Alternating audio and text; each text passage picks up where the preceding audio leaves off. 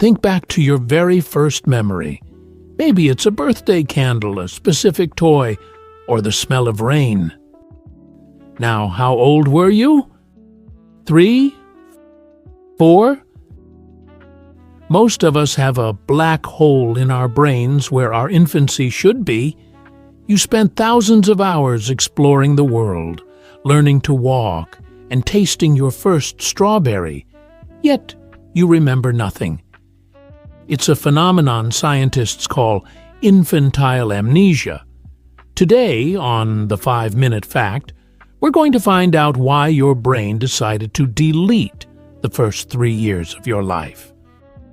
The most common myth is that babies simply don't have the hardware to form memories.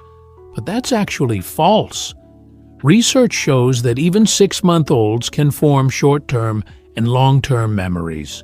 So, if the recording button was on, where did the footage go? The answer lies in a tiny, seahorse-shaped part of your brain called the hippocampus. Think of the hippocampus as your brain's librarian. Its job is to take raw information and file it away into long-term storage. But here's the twist. In babies, the hippocampus is growing so fast, producing thousands of new neurons every single day, that it actually disrupts its own filing system. It's like trying to organize a library while someone is constantly building new shelves and moving the walls. The new cells crowd out the old connections, literally overwriting the memories of your first steps with the new, more complex data of childhood. There's another fascinating theory: language. To remember something long-term, our brains often use narrative. We tell ourselves a story about what happened, but as a baby, you didn't have words. You experienced the world through pure, raw emotion and sensation. Psychologists believe that once we learn to speak, our brain changes the way it stores memories. It switches from sensory filing to verbal filing.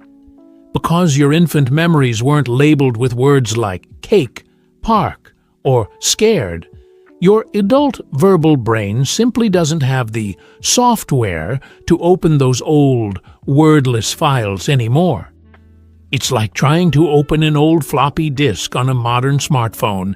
The data is there, but the operating system has changed. But wait, is there a benefit to this amnesia? Some scientists suggest it's a protective mechanism. The first years of life are chaotic.